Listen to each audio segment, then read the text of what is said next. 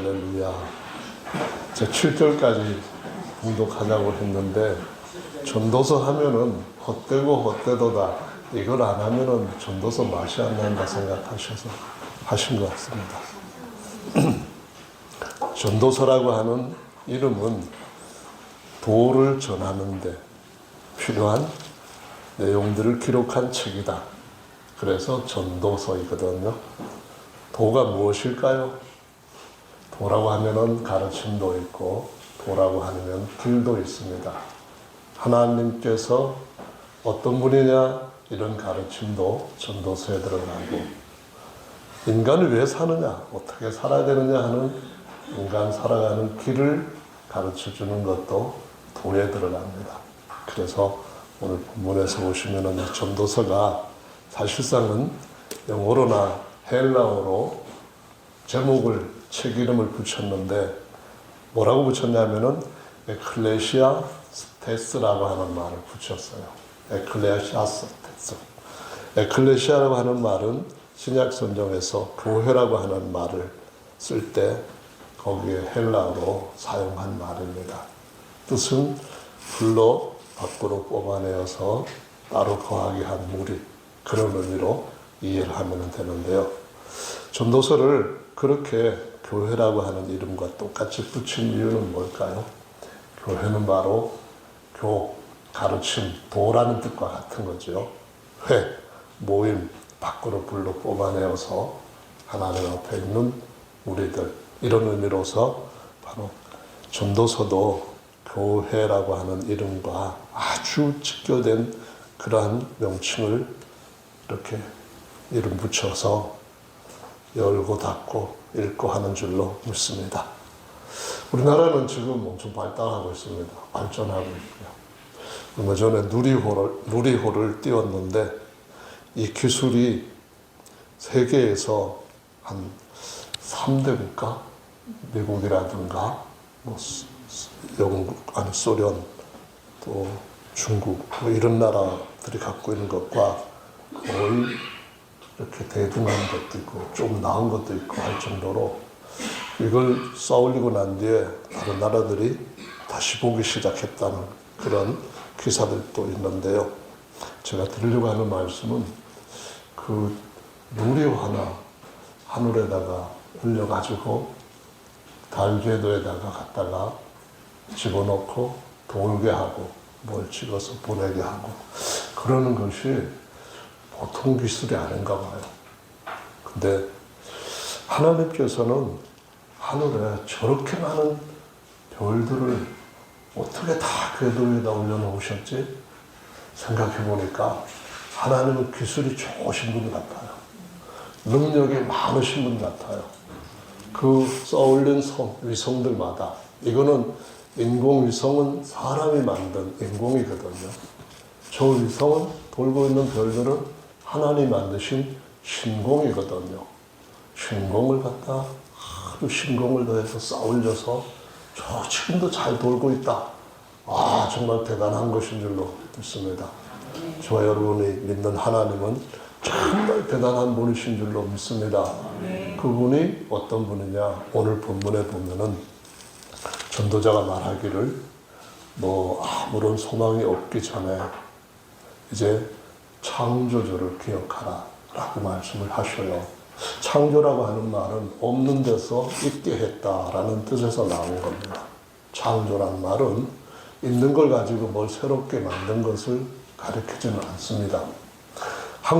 참 사람들의 기술이 많이 발전을 했지만 그럼에도 불구하고 여전히 사람들이 접근하지 못하는 영역이 있습니다. 예를 들어서 사람들한테 건강을 아주 잘 도와주는 이런 건강식품 이런 걸 만드는 회사 있거든요.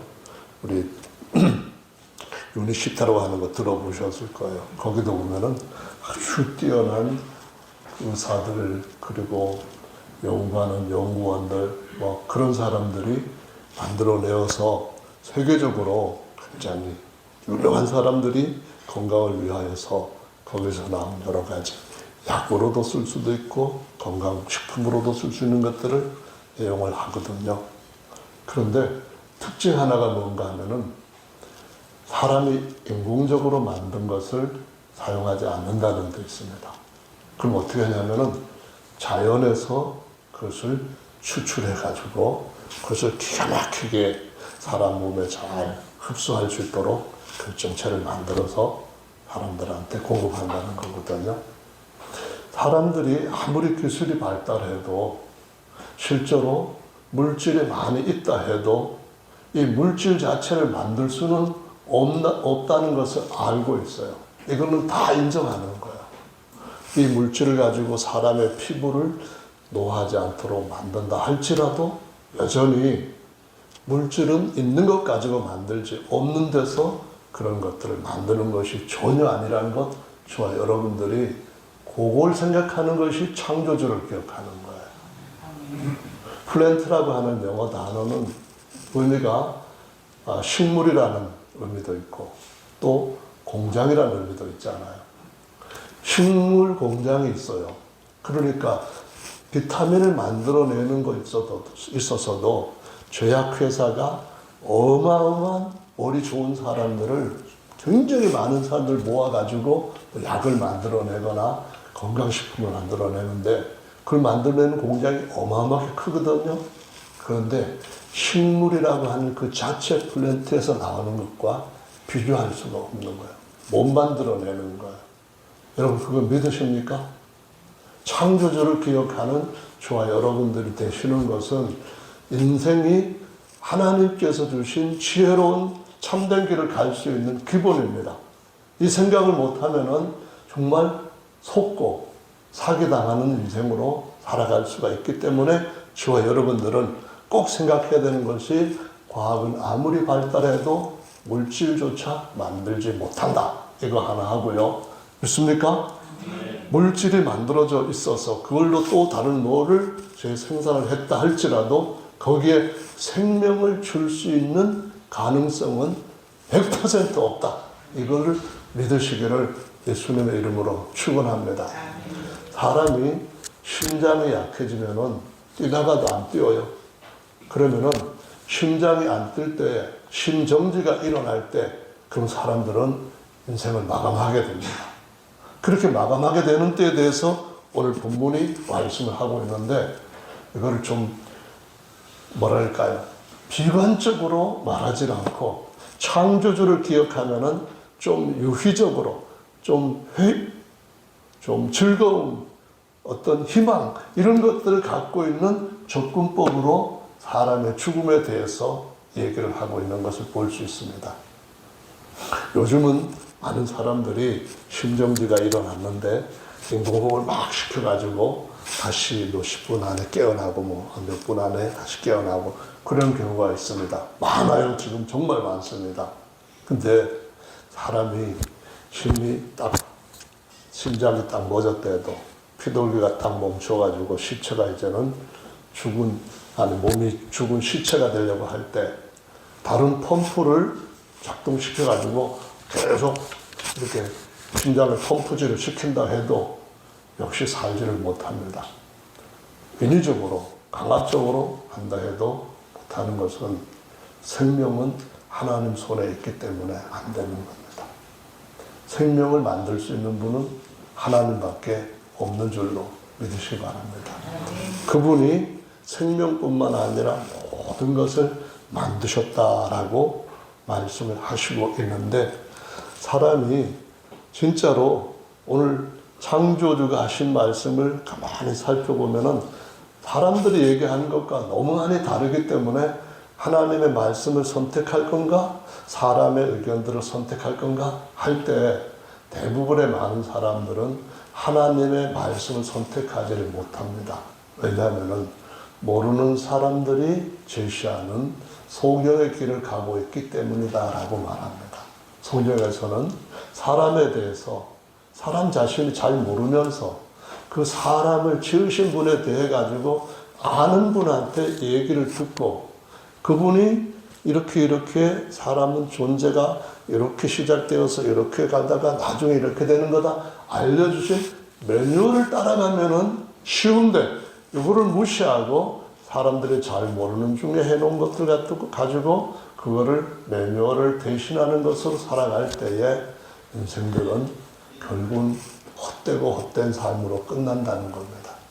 헛되고 헛된 삶이 아니라 성경에 특히 빌립보서 말씀에 보면은 기뻐하라. 내가 다시 말하노니 주 안에서 기뻐하라. 기뻐하라. 이 말씀이 계속 강조되고 반복되는 걸 볼 수가 있는데요. 무슨 차이가 있을까요? 아담 안에서는 어떤 일이든 헛된 것으로 결국은 바람잡는 것 같은 인생이 되고 맙니다. 그러나 예수 그리스도 안에서는 정말 놀라운 삶이 우리를 위하여서 준비되어 있는 줄로 믿습니다. 많은 사람들이 경험을 했기 때문에 정말 그런 거거든요. 성경에 보면은 사람들이 주장하는 것과 성경에서 기록하는 내용이 아주 다르다고 하는 것을 뭘로 알 수 있는가 하면요. 일반 진화론을 주장하며 따라가는 학자들, 그리고 세상의 대부분 사람들 하는 것은 처음에 생긴 것은 뭐 물질 생겼다가 생명 있는 벌레 생겼다가 거기에서 동물 같은 거 생겼다가 거기서 사람 생기고 이렇게 해가지고 더 이상 진화는 안 되고 이렇게 얘기합니다. 근데 성경 말씀을 보니까 식물을 먼저 만드신 것이 기록이 되어 있고요. 그 다음에 버러지를 만든 것이 아니라 뭘 만드셨는가 하면은 공중의 새들을 지으셨대요. 새라면은 동물 있고 날개를 많이 사용하려고 하다가 보니까 요만한 날개가 길어져가지고 이쪽 날개도 이렇게 길어져가지고 날아다닐 수 있게 됐다. 그게 진화로서 말하는 새들이잖아요. 근데 성경에서는 그렇게 말씀 안 하시고 다섯째 날 새들하고 또 다섯째 날에 물 속에서 살고 있는 고기들을 만드셨다. 이렇게 기록을 하고 있어요. 여섯째 날은 땅에 기어다니는 동물들을 만드시고 마지막에 사람을 만드셨다. 이렇게 말씀하시고 있어요. 그 진화론 얘기하고는 순서가 완전히 확 다른 거예요. 그럼 뭘 믿을 것인가? 저절로 생긴 것이 아니라 하나님의 계획에 따라서 하나님의 영원한 그분의 목적에 맞추어서 모든 것들을 있게 하셨다고 한 쪽을 따르는 것은 우리 인생이 헛된 인생으로 벌레처럼 끝나는 것이 아니라 하나님께서 얻으시고자 하시는 가장 놀라운 하나님의 모든 것을 물려받을 수 있는 존재로 우리의 삶이 완성된다는 것, 끝나는 것이 아닌 완성의 속에 집어넣어진다고 하는 것을 믿으시기를 바랍니다. 얼마나 우아하고 고귀한 삶입니까? 인생이 가질 수 있는 최고의 가치를 거기서 찾을 수 있는 것 아니겠어요? 그래서 저 여러분들이 인생관의 변화가 예수님을 아는 매뉴얼을 볼 줄 알고 이해할 수 있는 능력 가운데서 완전히 달라지는 줄을 믿으시기를 바랍니다. 할렐루야. 창세기에서 보시면은 하나님이 지으신 동물들, 그러니까 새라든가 물고기라든가 다른 네발 육지 동물들, 이런 것과 사람하고 다른 점 딱 몇 가지를 본다면은 이런 거예요. 성경 말씀에 보면은 사람들은 영혼을 사모하는 마음이 있대요. 요거 전도서 3장 말씀에 가보면 그 얘기가 나와요. 사람들한테는 하나님께서 하나님이신 그 영과 교통할 수 있는 그런 기능을 동물들과 다르게 주셨다는 거야. 동물들은 서로 먹고 뜯고 물어뜯고 잡아먹고 그래도 그것 때문에 하나님이 심판하시는 일은 없습니다. 근데 사람은 사람을 죽이면은 반드시 하나님이 심판하는 일이 있고, 동물들한테는 어떻게 수천 마리를 잡아먹은 사자한테 죄를 물지 않지만은 하나님께서 사람한테는 사람 죽인 것뿐만 아니라 악한 거짓말까지 심판대 앞에 설 것이라고 말씀합니다. 그러니까 동물하고 사람하고는 너무 다르게, 너무 뛰어난 그런 존재로 주님이 우리를 살게 하신 줄로 믿으시기 바랍니다. 그런데 그렇게 안 살면은 전도서 3장 말씀에 보면은 동물들의 호흡이나 사람의 호흡이나 살아가면서 계획하고 추구하다가 끝마치는 게 모두 다 헛되고 짐승같이 끝난다. 그렇게 합니다. 그런데 짐승은 심판이 없으니까 어떤 짓을 해도 상관이 없어요. 하지만 사람은 모든 선악간에 심판하실 자가 있음을 알라고 말씀하시는 것이 12장 14절 말씀입니다. 자, 한번 12장 13절과 14절 말씀을 같이 읽어보도록 하시겠습니다. 전도서 12장 13절 14절입니다. 시작. 이 일의 결국을 다 들었으니 하나님을 경외하고 그 명령을 지킬지어다. 이것이 사람의 본분이니라. 하나님은 모든 행위와 모든 은밀한 일을 선악간에 심판하시리라. 아멘. 하나님께서 동물들한테는 전혀 주시지 않은 것들이 존귀한 인간들한테는 주어져 있다 하는 것을 꼭 기억을 하시면서, 그래서 이 인간들은 하나님 앞에서 사는 방법 자체가 동물이 살아가는 방법과 다르다는 것을 알고, 그럼 우리가 어떻게 살아가는 것이 하나님 앞에 마땅한 거냐라고 하나님께 물어볼 수 있는 저와 여러분에게 지혜가 있기를 예수님의 이름으로 축원합니다. 시편 49편의 말씀에 보면 12절에 이런 말씀이 있습니다. 사람은 존귀하나 장구치 못하며 멸망하는 짐승 같도다. 20절에 보면은 존귀에 처하나 깨닫지 못하는 사람은 멸망하는 짐승과 같다라고 말씀합니다. 사람하고 동물하고 지으셨을 때 간단한 매뉴얼 1장에, 창세기 1장에 보면은 흙에서 사람 취하였다, 동물도 그렇게 하셨다, 차이가 없는 것 같아요. 여기서 머물면 되는 게 아니에요. 한 발 더 들어가서 인생은 어떻게 존재하게 되었는가를 생각해야 됩니다. 그게 뭐냐 하면은 창세기 2장 7절에 기록한 말씀에 보면은 야훼 하나님이 흙으로 사람, 곧 겉사람을 만드시고 생기를 그 코에 불어 넣으시니 사람이 생명이 된지라 라고 말씀합니다. 사람은 동물들한테 하신 것과 다르게 하나님의 생명의 기운을 사람 코에 불어 넣으셨습니다. 이건 하나님의 사람과 가까이 얼굴과 얼굴을 맞대고 하신 겁니다. 생각해 보세요. 우리가 누군가가 신경지가 일어났을 때 어떤 일을 하십니까? 물에 빠져가지고 숨을 안 쉬고 물 밖으로 올려진 사람한테 사람이 아니죠. 어쩌면 시체일 수 있잖아. 그 사람한테 어떻게 합니까? 이거를 막 하다가 밤에는 코에다가 바람을 넣는 일이 잘 안 되니까 코 막고 입을 벌리고 불어넣고 그러다 또 누르고 또 압박하다가 또 하고, 그러다 보면은 심장이 뛰기 시작하면 정신이 돌아옵니다. 하나님께서 사람을 만드실 때는 자기가 영이시고 사람이 하나님과 호흡하고 같이 뭔가 동행하고 하나님의 목적을 이룰 수 있는 존재가 되게 하기 위해서 속사람인 영을 동물한테는 주지 않으셨지만 불어넣으셨는데, 어떻게 불어넣으셨다고요? 그 코에 불어넣으시니 이렇게 말씀합니다. 겉사람 상태에서는 동물처럼 혼도 있고 육체도 있고 살아있어요. 그런데 아직까지 강아지가 갖고 있는 그런 생각하는 거라든가 행동하는 거라든가 그 정도예요. 근데 하나님은 사람한테는 자기 형상으로 세우겠다는 목적이 있으셨기 때문에 그 코에다가 생기를 불어넣었습니다. 사람들도 부부가 만나서 콧김이 싸서 이렇게 서로 교류가 되면은 거기에 사랑이 트는 줄로 믿습니다. 하나님이 우리를 얼마나 사랑스러운 존재로 만드셨는가 하는 것을 여러분들이 생각하면서 다시 시편 82편 말씀을 제가 읽어보도록 하겠습니다. 6절, 내가 말하기를 너희는 신들이며 다 지존자의 아들이라 하였으나. 보시잖아요. 다 같이 한번 따라 해보십시다. 내가 말하기를 너희는 신들이며 다 지존자의 아들이라. 다 같이 해봅시다. 너희는 신들이요 다 지존자의 아들이라. 할렐루야.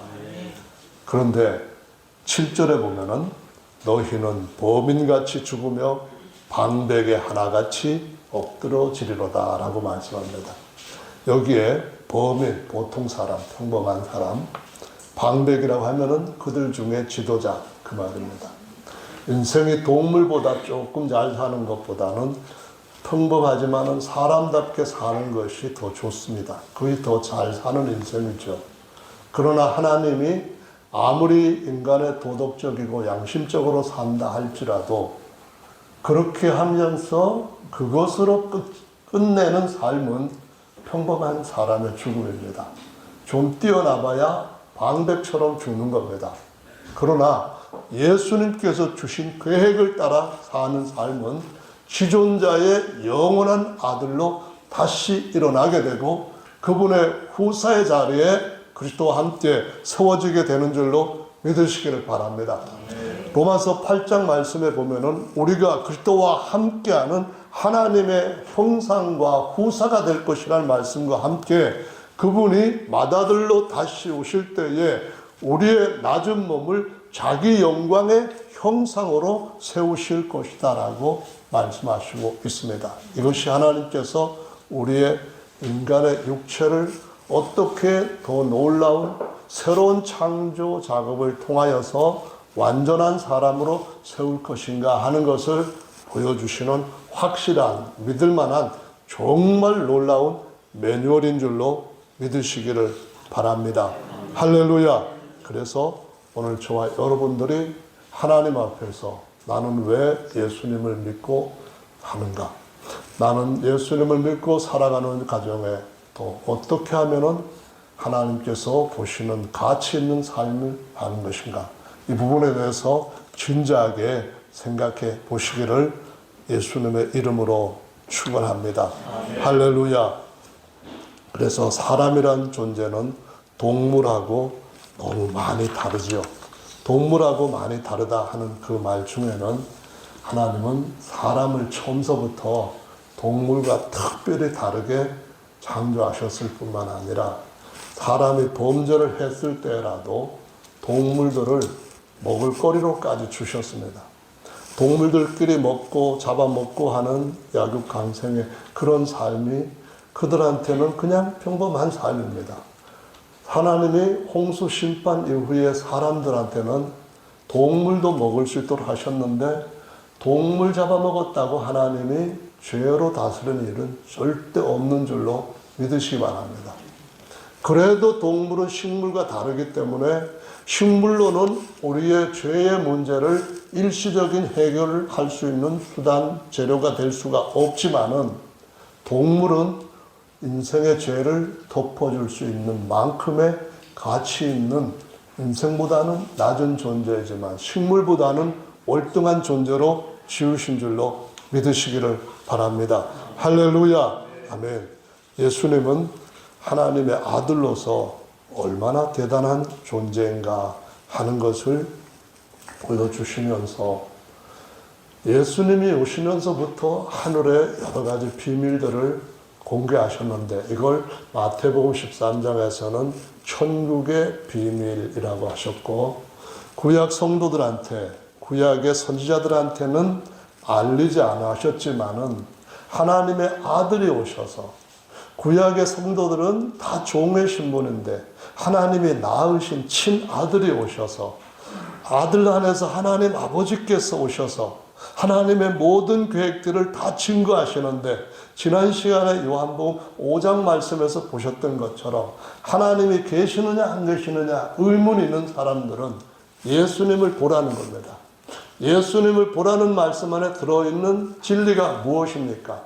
하나님은 아무도 볼 수 없는 영이시고 하나님은 지으신 공간 안에 어디에나 충만하시고 공간이 없는 밖에도 충만하신 분이시지만 아무도 보지 못하였고 볼 수도 없는 분인데 그분이 모든 것들을 지으시기 전에 자신을 보여줄 수 있는 아이콘, 에이콘을 하나 낳으셨다라고 말씀을 하시면서 에이콘 클릭해보면은 거기에 하나님이 계시는 것을 알 수 있을 것이고 하나님은 친히 증명하실 수 있을 것이다 라고 말씀하심을 통하여서 보여줍니다. 요한복음 5장은 계속해서 말씀하시기를 아버지께서 안식일날 쉬시는 것이 아니라 내 안에 계시는 아버지가 나를 통하여서 계속 그 일을 한다. 내가 하나님이 낳으신 아들이라는 것을 믿지 못하겠거든. 내 안에 사시는 그분의 말씀과 그분의 행하시는 기적을 보고 내가 하나님의 아들로 보내심을 받은 줄을 믿으라. 이 말씀을 하심으로써 하나님이 없다고 부인하는 사람들의 언젠가는 아무도 입이 100개라 할지라도 변명할 수 없는 때가 온다고 말씀하십니다. 왜요? 하나님은 자기가 스스로 계시는 분인데 그분이 아들을 낳으심으로써 아들의 아버지가 되셨고 그 아들을 자기의 형상으로 삼으심으로 나를 보면은 아버지를 본 것이다라고 계속 증거해 오셨기 때문에 뿐만 아니라 그 아들을 보내실 때에 낮고 천한 종의 육체 죄인들의 형상과 같은 그런 모습으로 보내셔서 우리의 모든 죄까지도 다 해결하시고 아무도 해결할 수 없는 죄와 죽음에 대한 문제까지 완전히 해결하시고 그분이 본래 계신 아버지의 우편에 앉으시고 누구든지 그분을 믿고 그분의 길을 따르면은 그가 이기고 그 자리에 앉으신 것처럼 다른 모든 사람들도 그때와 함께하는 하나님의 영광의 후사가 되게 그 자리에 함께 앉힌다고 증거하셨기 때문에 아무도 하나님 앞에서 심판대 앞에 서는 날 변명할 거리가 없을 것이라고 말씀하시고 있습니다. 예수님은 그분이 스스로 계시는 분으로서 증거하고 계십니다. 예수님은 그가 하나님의 아들을 낳으신 아버지로서 전능하신 하나님 영존하시는 아버지로서 친히 증거하고 계십니다.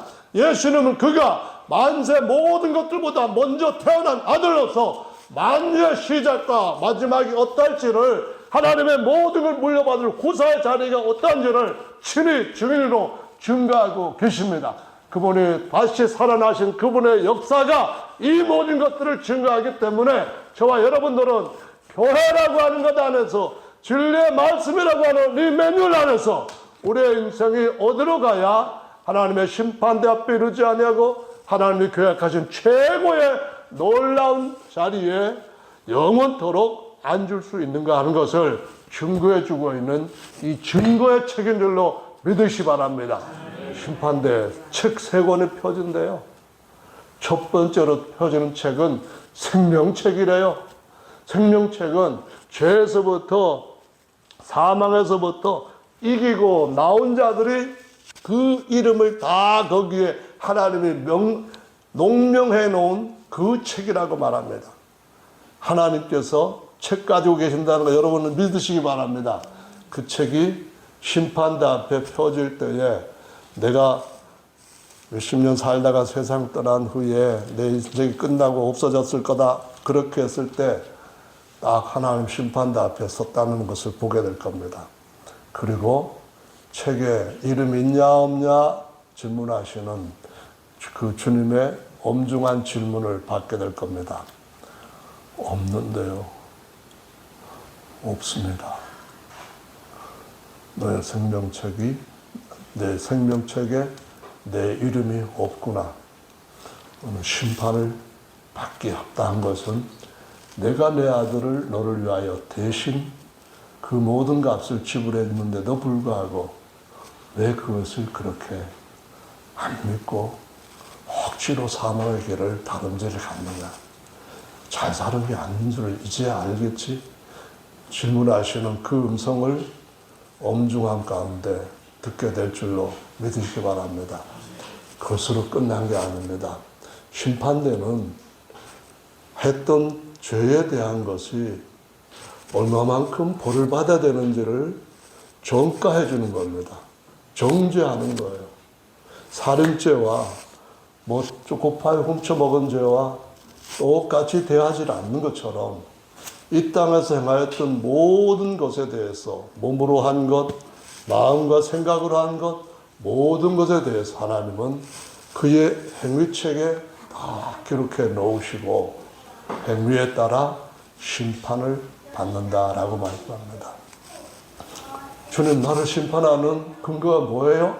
왜 심판을 해야 돼요? 물을 때에 내가 이 책을 너희들한테 영원히 천지는 없어져도 없어지지 않을 그런 법으로 너희한테 주었는데, 이 법이 죽이기만 한 법이 아니라 살게 하는 법을 기록한 법전으로 주었는데, 너희가 왜 이 책을 보지 않고 다른 것에만 인생을 다 쏟아붓고 허비했니? 왜 헛되고 헛된 일에 너희 인생을, 그렇게 귀한 인생을 허비했니? 이렇게 말씀하실 때 아무도 그 앞에서 입이 100개라 할지라도 대답할 수 없게 되는 그런 때가 올 것이라고 성경은 증거하고 있습니다. 그래서 저와 여러분들이 우리 주님 오시는 그날이 어떤 날로 맞이하는 날인가 하는 것을 잘 생각하시고 잘 준비되어 가는 삶을 살라고 가르쳐 주시는데 어려운 거 하나 없어요. 주님 말씀하시기를 진짜로 인생이 뭔가를 먼저 알면 돼요. 여기에 12장에 있는 본문을 한번 보시면은요, 해와 빛과 달과 별들이 어둡기 전에, 이것은 우리가 이 땅에 살아가는데 인생에 있어서 젊은 시절에 똑똑하고 명석하고 지혜롭고 현명하고 아주 정말 뭐 하나 빠짐없이 영특했던 그런 날도 어느 날 흐려지는 때가 가까이 오고 밤이 올 때가 올 줄로 믿으시기 바랍니다. 뒤에 이어지는 말씀 보면은 집을 지키는 자들이 떨 것이며 힘 있는 자들이 구부러질 것이며 라고 했는데요. 집을 지키는 게 뭡니까? 이거 흙집입니다. 흙집이에요. 그래서 흙집에 뼈대를 세워놨는데 어느 날 이 뼈대도 흔들흔들 할 때도 있고, 이 뼈대도 그냥 이상하게 뒤틀릴 때도 있고, 이 집 지키는 뼈대들이 어느 날 이상하게 자기 위치를 제대로 못하거나 지탱하는 힘을 얻지 못해가지고 아파서 일어날 때도 끙끙끙 아야야 아이고 하면서 이거 이상이 뭐가 있네, 이런 느낌을 주는 때가 우리 인생에 반드시 옵니다. 그 뒤에 이어지는 말씀을 보니까 이렇게 되어 있습니다.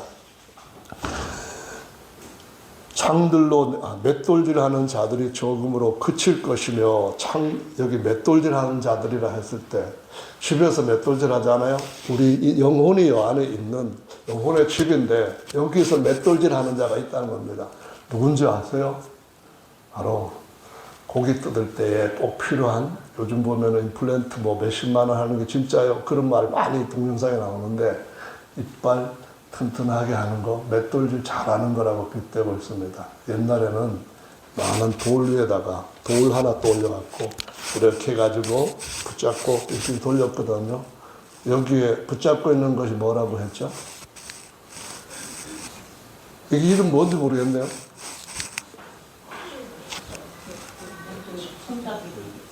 뭐예요? 제가 맷돌질하는 그 부분에 대해 가지고 연세 드신 분들이 제가 말씀을 안 드려도 다 잘 하실 것 같아요. 그 다음에 또 어떤 일이냐면은 거기 보면은 창들로 내다보는 자가 어두워질 것이며 얘기하는데, 이건 또 누구를 얘기하는, 뭘 얘기하는 건가 이상하죠. 우리가 창이 잘 안 보일 때는 다시 여기다가 보조장치 앞에다 갖다 놓고 이렇게 봅니다. 눈이 침침해지는 인생이 모든 인생에게 거쳐가는 인생입니다. 그렇다면 주님께서 내가 지금 뭘 해야 될까 하고 생각할 때에, 나를 지으셨던 내 어머니 태 속에서, 내 아버지 태 속에서, 내 조상 그 위에 처음 내 조상 아버지가 되는 그런 분한테서부터 내가 오는데 왜 이런 일이 왔을까 하는 것을 생각하고, 주님이 언젠가는 주님의 시각처럼 우리를 밝혀주실, 모든 것을 보고 알 수 있는 그러한 하나님의 시각으로 바꾸어 놓으시는 그런 때를 생각하라는 것을 보여주고 있고, 길거리의 문들이 닫혀질 것이며 맷돌 소리가 적어질 것이며, 이제 우리가 주님 앞에 나이 들면은 바깥 출입도 이제는 추울 때는 나가기 힘들고, 오늘 나갈 때마다 뭘 싸고 동이고 짚고 뭐 걸치고 하는 게 많아요. 그러다가 한번 빨리 급하다고 해가지고 화장실에서 얼른 나오다가 삐끗하면은 그냥 며칠 동안 누워있고, 참 인생이라는 것이 날이 갈수록 좋아지는 건 아닌 것이 분명합니다. 높은 데 올라가면은 뭐 어쩌고 길에서 놀랄 것이고 살구나무가 꽃이 필 것이고, 이 살구나무 꽃 폈다는 게 뭔 소리 같아요. 저 이거 보니까 마음이 찡해요. 오늘 찬송인도 하신 우리 정영록 집사님 머리에 살구나무 꽃이 피어갖고 나오는 거 보면은 진짜 마음이 아파요. 할아버지가 되니까 뭐 그럴 수도 있겠다 생각하지만은 옛날에 총각 때는 참 진짜 이런 일이 올까 이렇게 생각했을 것 같은데, 언젠가는 우리 삶에 모든 것들이 이제는 더 이상 폐업합니다 문 닫고 누군가 우리에게 조문 오는 날이 올 겁니다. 내가 조문 갈 때까지는 그래도 괜찮을지 모르지만 누군가가 나를 조문 오는 때도 있다고 하는 사실을 기억하시면서 그 전에 창조주를 기억하는 은혜가 있기를 예수님의 이름으로 축원합니다. 6절 보시면은 은줄이 풀리고 금그릇이 깨어지고 항아리가 샘젓해서 깨어지고 바퀴가 우물 위에서 깨어지고 이런 얘기를 합니다. 물길로 갈 때 사람이 살려면 물을 먹어야 되잖아요. 물길로 갈 때 저희 어렸을 때 시골에서는 항아리도 참 사서 사기가 참 그렇게 쉬운 게 아니었습니다. 금방 갔다가 새 걸로 바꾸고 뭐 그런 것들은 생각지도 못했습니다. 엄마들은 저녁까지 늘 일을 많이 하고 집에 들어와서 제대로 잠도 못 자고 아침 일찍 또 뭐하는 뭐라 그러죠? 독이 아니고 하여간 이만한 뭐 있어요. 그거 치고 이렇게 이고 물가에서 포고 하는데, 그래갖고 단지에 갔다가 물을 이렇게 채워 넣잖아요. 근데 단지가 그때는 또 어떻게 잘 깨졌어요. 겨울철에 그냥 물을 채워 놨는데 제대로 동에 싸놓지 않으면은 금이 쫙 꺼가지고 이걸 그냥 버릴 수도 없어. 아까워서. 위에 철사줄 동이고 배가 불룩하니까 밑에도 또 철사줄 동이고 그냥 하면 쏙 빠져나가니까 여기 위에 딱 묶고 여기 딱 묶고 여기 딱 묶고 묶어가지고 쓰다가 보면은 또 어딘가 금이 가요. 뻥커가 나요. 그러면은 껌 갖다가 막 씹어가지고 막 붙여놓고 그런 시절도 있었어요. 근데 여기 은줄이 풀리고 금그릇이 깨어지고 항아리가 우물가에서 깨어지고 이 말이 질그릇된 우리 인생들에게 은줄 끊어질 때가 온다는 겁니다. 우리 은줄이라고 한다면 사람한테 사람식으로 얘기하면 이래요. 제일 처음에 뭐가 있냐면은 우리 근육 얘기할 때 그 힘줄이라는 표현을 쓰거든요. 힘줄이 어느 날 의학으로는 건이라고 하죠. 아킬레스 건 뭐 이런 거. 그게 그냥 어느 날 뚝 끊어지는 때도 있잖아요. 여기 힘줄, 근육을 이렇게 했는데 힘줄이 받쳐주지 않을 때 얼마나 아픈지 힘줄 끊어지고, 그 다음에 혼줄도 끊어지고, 생명줄도 끊어질 때가 온다라고 말씀합니다. 이걸 어떻게 할 거예요? 그냥 그것으로 끝나는 인생으로 마무리할 생각이 있으시다고 한다면은 새로운 길을 찾으시기를 바랍니다. 예수님이 진짜 줄이요, 생명줄인 줄로, 영원히 끊어지지 않는 황금줄인 줄로 믿으시길 바랍니다. 그분이 바로 우리를 지으신 창조주요, 그분이 바로 우리를 구속하기 위하여서 사람의 낮은 몸을 입으시고 우리 대신 모든 저주를 짊어지신 구원의 줄입니다. 그래서 주님 앞으로 돌아가는 것이 언젠가는 우리의 삶 가운데서 그분 앞에 설 수 있는 데까지 나가는 삶을 끝까지 이어가는 것, 이것이 인생이 가야 할 유일한 삶의 방식이고 법칙인 줄로 믿습니다. 주님 섬기는 저와 여러분들은 참 복된 분이요, 참 예수님한테 선택받은 분이신 줄로 믿습니다. 아무리 금그릇이라 해도 깨어집니다. 고려 청자, 백작이 다 깨어집니다. 언젠가는 다 깨어지는 때가 온다는 거예요. 그게 언젠가 하면은 시편 2편의 말씀에 보면은 예수 그리스도와 하나님을 거절했을 때, 하나님을 거절한다, 예수를 거절한다는 것은 두 가지 의미가 있습니다. 하나님을 거절한다는 말은 창조주를 거절한다는 거예요. 거기다가 그리스도를 대적하고 거절한다는 것은 구속주를 대적한다는 거예요. 내가 너를 지었으면 넌 내 것이고 내 말 들어야 되는 거 아니니? 맞습니다.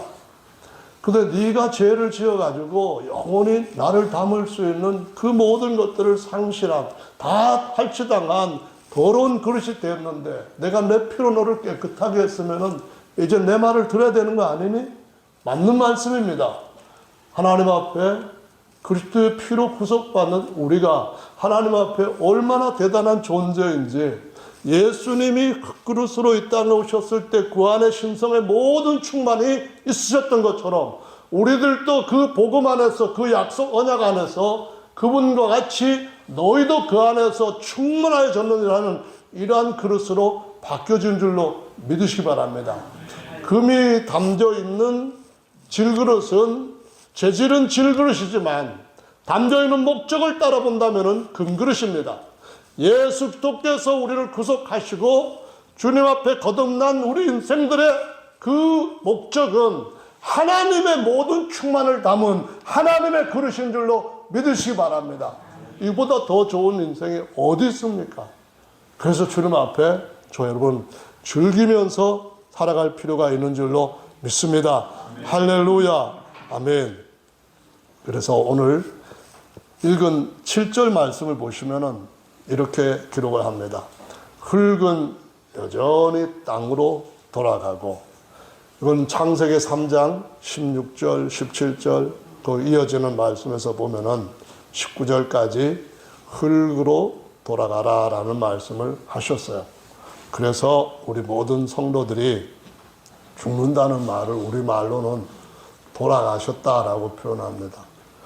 저는 어떻게 한국 사람들은 그렇게 잘 알지? 희한하다 그런 생각을 했어요. 아버님 살아계세요? 아니요. 그럼 돌아가셨죠. 살아계시지 않으면은 죽으셨죠가 아니라 돌아가셨습니다. 그럼 돌아가셨다는 것이 뭐예요? 두 가지 의미입니다. 하나는 위로 올라가거나, 하나는 흙을 돌아가거나, 하나는 거듭나서 구원받고 하나님 집 자기의 본향으로 돌아가거나, 아니면은 흙으로 돌아가는 인생으로서 마치는 흙의 한 부분으로 그냥 글로 귀향하는 겁니다. 저와 여러분들은 하늘나라의 아버지 품에 돌아가야 할 하나님의 존귀한 자의, 지존자의 아들이 된 줄로 믿으시기 바랍니다. 너무너무 감격스럽지 않아요? 이것이 하나님이 인정해 주신, 그분이 육체를 입고 오셔서 내가 모든 걸 지었고 나는 스스로 있는 자다 하고 요한복음 8장 14절 말씀, 24절 말씀에 나는 스스로 있는 자다 그 말씀하시고, 23절 말씀에서는 나는 그래서 위로부터 났다 해서 나는 그 스스로 계시는 자로부터 난 자야 그 말씀을 하시면서, 내가 아버지인 줄 믿지 아니하면은 너희 죄 가운데 죽는다 그 말씀합니다. 나는 처음부터 이 말씀을 너에게 계속 해왔는데 이 말을 믿지 아니하면은 내가 처음부터 너에게 해온 이 말씀을, 그렇게 말씀해온 나를 믿지 아니하면은 너희 죄 가운데서 죽으리라 이 말씀을 하십니다. 여러분, 우리 육체가 잘 동여매면 얼마나 갈까요?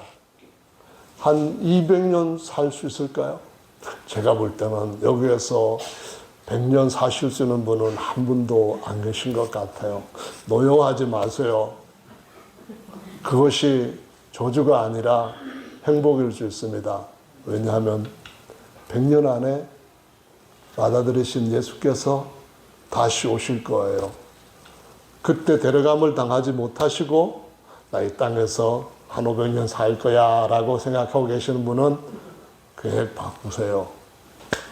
다음에는 시편 2편에 있는 말씀처럼, 계시록 19장에 기록된 말씀처럼 모든 질그릇을 철장으로 깨뜨리시는 것 같은 심판이 있을 것이라고 분명하게 말씀하시고 있어요.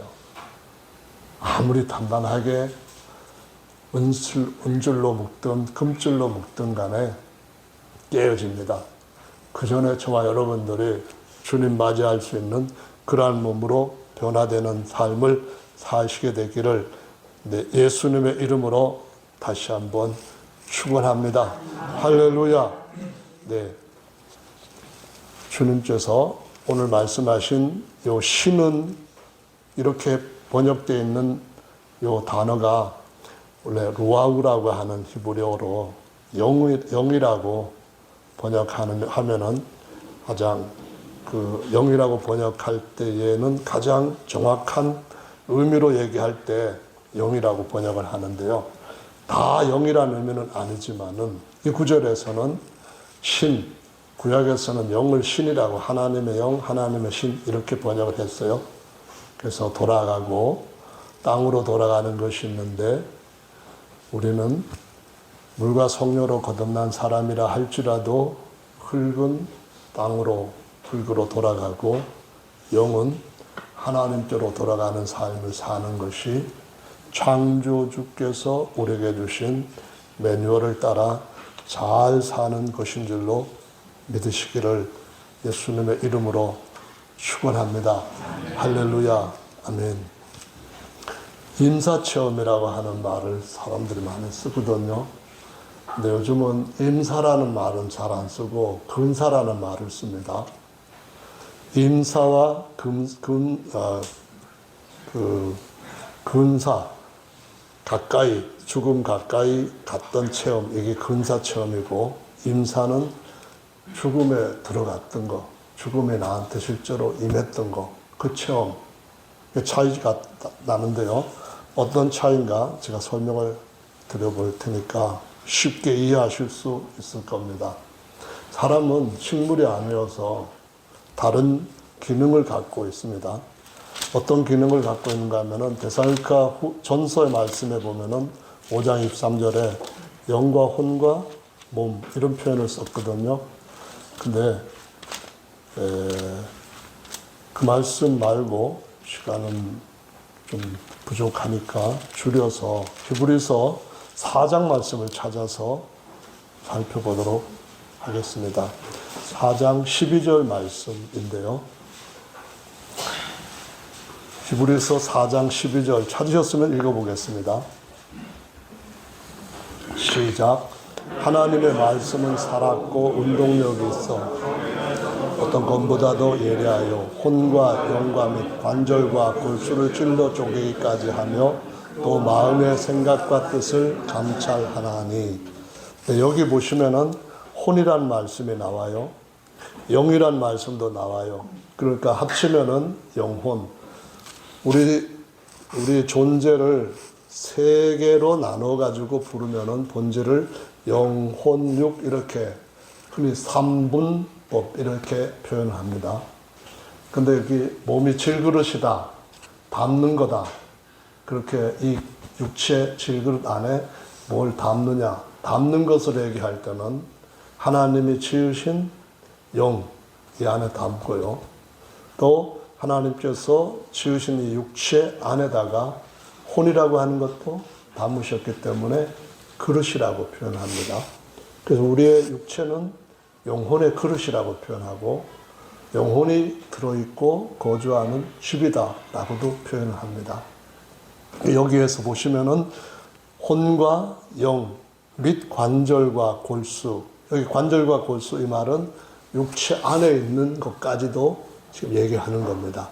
육체 하면은 여기 그러니까 피부, 근육 뭐 이런 거 같고 그 안에 있는 뼈, 연결되어 있는 이런 관절 이런 것까지 얘기하면서 그 다음에 이어지는 말씀 보면은 또 마음의 생각과 뜻을 감찰하나니라고 표현하고 있습니다. 여기서 마음, 생각, 뜻은 각 단어가 한 개 의미만 갖고 있지 않기 때문에 번역할 때마다 조금씩 달라질 수 있어요. 그러나 세상의 사람들이 쓰는 방식으로 얘기하자면은 지, 정, 지정의라고 생각하시면 돼요. 그러니까 지정의가 우리 살아가는 데 있어서 말하자면은 혼이라고 하는 것이 갖고 있는 역할들이에요. 그 혼이라고 하는 것에 따라서 몸이 어떻게 움직이는데, 이런 것이 없는 식물은 실제로 영혼육, 지정의 이런 것, 아니 그 혼이 느끼는 지정의 활동 같은 걸 전혀 안 하고 그냥 가만히 있는 거예요. 근데 그보다도 나은 동물들한테는 지정의가 있는 거예요. 강아지 같은 경우도 보면은 자기 새끼 사랑하는 마음은 다 같아요. 엄청 진짜로 닭들도 독사하고 싸울 때 병아리 살리기 위해서는 독사와 그냥 막 투쟁을 해요. 닭장에 불이 났을 때 어미닭은 새끼 병아리 키우기 위해서 이 땅이 콘크리트로 안 돼 있는 그냥 흙바닥이 예전엔 다 많았거든요. 바닥을 파헤치고 그 안에 새끼들 밑에다 집어넣고 자기는 그 위에 몸을 덮고 위에 닭장 불타서 다 이제 주인이 밖에 나가 일하다가 불난 거 보고 와서 보면은 애미닭이 까맣게 위에 탔는데 안에서는 살아있는 병아리들이 삐약거리면서 나오는 그런 것들이 시골에는 많아요. 불이 많이 나는 건 아니지만 가끔 일어났어요. 자기 새끼 사랑하는 그거 얼마나 대단한지 예수님도 암탉이 자기 새끼를 자기 날개 아래 보호하기 위해서 얼마나 많이 불렀느냐. 그런데 너희가 내가 그렇게 했는데도 불구하고 응하지 않았다, 이 말씀을 하셔요. 가슴 찡한 얘기예요. 십자가에서 그렇게 저주, 죄와 사망에 대해서 영원히 불못에 던져질 우리를 위해서 그 저주를 받으셨는데, 동물도 그런 마음을 갖고 있는데 하물며 그것들을 지으신 하나님 아버지는 우리에 대해서 얼마나 더 큰 사랑을 가지고 계시겠어요. 그걸 모르면은 완전 불효자예요. 인간도 아니라고 보는 정도로까지 잘못된 거예요. 그래서 하나님과 그리스도의 철장으로 깨뜨린 진노가 올 수밖에 없다는 걸 말씀하시고 있어요. 근데 여기에서 우리의 혼에서 일어나고 있는 마음, 생각, 그리고 이 뜻, 의지 같은 것들로 인하여서 하나님을 잘 섬길 수도 있지만은 하나님을 다른 어떤 피조물보다 더 강하게 대적할 수도 있다는 걸 보여줍니다. 인생이 그래요. 자기 스스로 똑똑하다고 여길 때부터 인생은 완전히 자기 자신을 망치는 길에 주범으로 바뀌게 돼요. 그런데 주님 앞에 우리의 자신을 삶을 맡기면은 주님은 정말 우리 모든 삶 가운데 자신의 모든 것을 희생하시며까지 나중에는 자신의 모든 것을 우리에게 주시는 후사로 세울 줄로 믿으시기 바랍니다. 그 인사라고 하는 말과 대신해서 근사, 그러면은 어떤 차이인가 한번 보입시다. 식물 말고 동물들 중에 실제로 혼과 육체라고 하는 것이 있는데, 사람의 경우도 혼과 육체, 여기에서 일어나는 다른 특징들이 있어요. 영과 다르게. 예를 들자면은 이거 보세요. 사람이 죽어가지고 죽으면은 어떤 상태가 됐다는 거냐 하면은 안에 있는 속사람, 진짜 생기가 나갔다는 거예요. 성경에 보면은 영이 돌아오면은 다시 예전 모습으로 나사로가 사는 것처럼 살아요. 근데 영이 나간 상태가 아닌 상태가 어떤 상태인가 하면은 혼절한 상태나 좀 더 나가면은 뇌사 상태라고 말해요. 뇌사 상태는 뇌는 생각, 지정의 생각, 마음의 생각, 그리고 뜻 이런 것들이 작용을 못하고 식물처럼 있으니까 식물 인간이라고 해요. 그러나 시체는 아니에요. 시체가 아니라는 말은 오직 심정지는 일어나지 않았다는 거예요. 심정지는 뭐예요? 영이 나갔다는 거예요. 시체가 됐다는 거예요. 영은 아직 있어요. 근데 뇌가 활동을 못해요. 그래서 이런 근사 체험을 했던 사람 중에 27년 만에 돌아온 사람이 있어요. 이 사람이 어떤 사람인가 하면은 아랍에미리트의 32살 되었던 여성이 아들을 학교에 등교시켜주고 교통사고를 당해가지고 병원에서 27년 동안 그 심장은 계속 뛰는데 아무런 뇌 활동을 하지 못하는데 포기하라고 했는데도 계속 병원 치료해서 재활이라기보다는 계속 이렇게 돌보고 했는데 27년 만에 2018년도에 다시 살아났어요. 살아난 건 아니라 이렇게 다시 뇌가 정상적으로 활동을 했다는 거죠. 근데 반면에 37년 동안 혼수 상태에 있다가 결국 심장이 멎어가지고 죽은 사례도 있어요. 오랫동안 내사 상태에 있었던 사례로는 이 사람 한 37년 된 사람이, 이것도 기네스북에 올라 있는데요. 알레인 에스포지토라고 하는 사람인데, 근데 서울대학교에 보면은 이런 체험을 가지고 사람들한테 죽은 후의 일을 가르치는 그러한 사후생이라는 과목으로 가르치는 교수가 있어요. 학교 내에 정식 과목은 아니고요. 의과대학인데 내과의 정현채라고 하는 교수예요. 자기 어머니가 20일 동안 완전 내사 상태에 있었는데 어느 날 깨어났대요. 그리고 하는 말이 이모 어디 있어? 그리고 또 자기가 이모 말고 또 다른 아는 사람 이름을 부르면서 깨어나자마자 바로 그러더래요. 뭔 얘기냐고 했더니만 죽은 후에 내사 상태에 있던 상태에서 꽃밭에서 이모랑 같이 놀고 그랬는데 잠깐 놀다 보니까 너 여기 있으면 안 돼, 내려가야 돼 해가지고 깨어났대요. 그러고 나서 사람들한테 돼가지고 거의 죽음에 들어갔다가 나온 사람들, 숨이 끊어졌다가 다시 살아난 사람들, 이런 사례들을 많이 이제 10여 년 동안 했는데 한 3,000명 이상의 그런 실제적인 증거들을 찾아가지고 사후생 또는 죽음학, 사생학 이런 제목으로 강의를 열심히 해요. 이 사람들이 바보 아니잖아요. 수천 명이 죽었다가 다시 살았는데 뇌가 죽지 않은 상태에서 영적 세계에서 일어나는 수많은 기만들도 있다는 것, 이건 설명을 일단 지금은 하질 않겠고요.